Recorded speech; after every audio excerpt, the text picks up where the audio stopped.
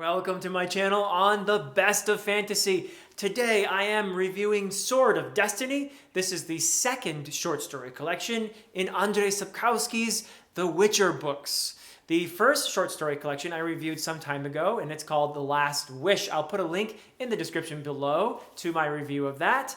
And this short story collection, Sword of Destiny, consists of 6 short stories, and they are The Bounds of Reason, A Shard of Ice, Eternal Flame, A Little Sacrifice, The Sword of Destiny, and Something More. Now, just a quick thank you to my viewers who recommended that I begin reading the Witcher books with the short story collections. This has been proven to be wonderful advice because it has really helped me to get to know these characters and love them and feel invested. And now I feel like I'm really ready for the series proper, the Witcher saga. So I'll begin with a very brief synopsis of each of the short stories. The Bounds of Reason tells the story of how Geralt observes a dragon hunt, and this exposes really who the real monsters are. A Shard of Ice relates a love triangle in which we begin to understand just how out of his league Geralt is with his on-again and off-again love interest Yennefer. The Eternal Flame is the most comical of the stories, and it includes some halflings, dopplers, and of course Dandelion. And it also continues, however, the very serious theme of human persecution of the other. The fourth of the stories, A Little Sacrifice, tells of a tempestuous love affair between a mermaid and a duke. And there are some parodic echoes of The Little Mermaid in this one. Actually, overall, there are fewer fairy tale allusions in this collection as opposed to the first, but there's still some in there if you want to find them.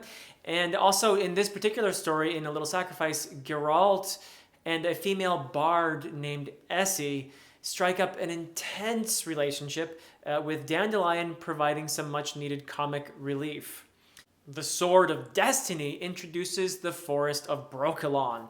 This is home of the Dryads and other creatures that face destruction in the face of human expansion and greed. Also, the story focuses on a certain little girl named Ciri, and whom readers of The Last Wish will recognize as part of Geralt's destiny.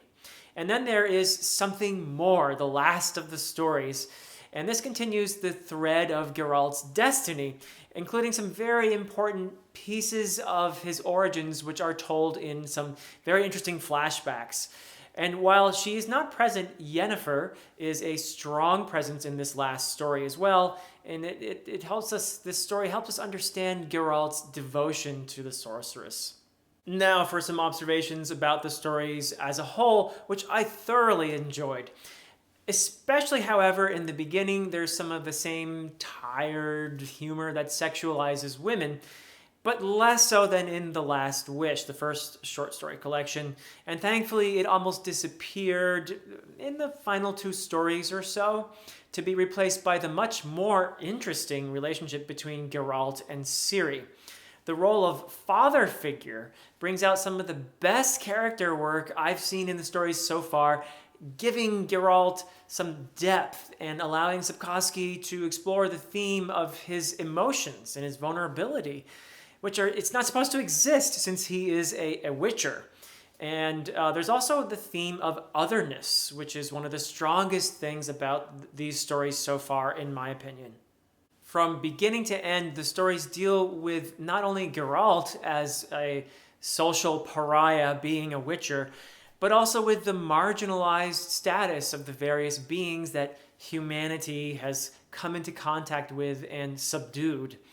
Geralt is supposed to be a monster slayer, but he actually often comes across as more sympathetic toward the non-human sentient beings and creatures whom the humans despise, just as the humans despise Geralt. Another thing that I like is that Geralt is not some invincible hero who easily wins every fight. He's more of an anti-hero who, while formidable, has obvious vulnerabilities against his supernatural and his human foes. Another effective theme is mortality, and this is dealt with brilliantly, I think, through the character of Yennefer. Yennefer is a very powerful force, yet she also shows vulnerability, not least in what must have been done to her to make her into a sorceress and the consequent fact that she cannot have children. This becomes the central fact of her existence because she longs for a child. And it also complicates her relationship with Geralt, who's also sterile, being a witcher. The resulting conflict really adds some nice depth to her character, and her independence, including her decision to embrace her sexuality, makes her a very interesting character. She is simultaneously fascinating and threatening to most men who encounter her. Sacrifice is yet another thread that runs through these stories like a vein of gold. It is through Geralt's sometimes reluctant sacrifices, small and large, that we understand the quality of his character and the depth of his heart.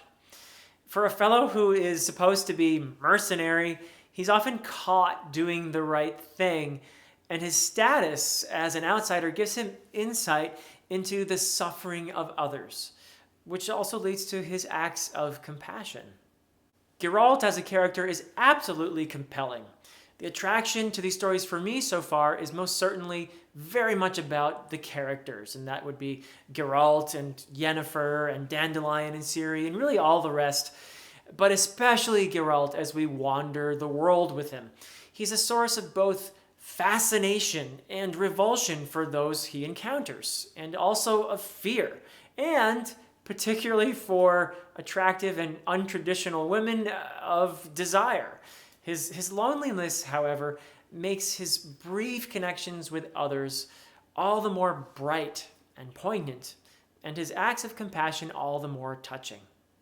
Aside from the reliance on the sexualizing of women, I really love the humor in these stories, and it does serve to alleviate some of the sadness in a world filled with alienation and exploitation.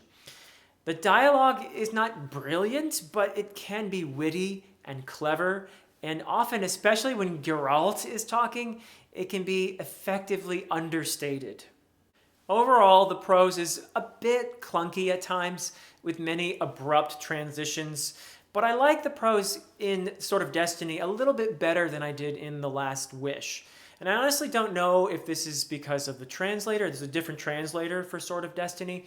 But I have heard some describe the translations of The Witcher into their language as beautiful. I have to say, I think that here I would call the prose more spare. And I mean that in a positive way. It is effectively spare. The abrupt transitions and the very bare descriptions of the landscape and the setting, they seem to be characteristic of Sapkowski's writing so far, at least in these short stories for me. But it also could be because they are short stories. And so I have a feeling that I'm going to get to know the world about a lot better, I hope, in the full-length novels after this. Speaking of the novels, I am most definitely looking forward to them, as I will be continuing enthusiastically with this series. The short stories have been a really good preparation, I feel, and once again, I'd like to thank those viewers who urged me to start with the short story collections. The fact is that I am always learning from my viewers, and you guys, I just have to thank you so much, because really that is one of the chiefest pleasures for me in this adventure. For my next review, I will be reading Ian Esselmont's Kellanved's Reach. This is the third book in Path to Ascendancy. I'm very much looking forward to finishing that series, and that is the last of my preparation for my reread of the Malazan Book of the Fallen. I am so excited for that, and I hope you will join me for my review of Kellanved's Reach. Until next time.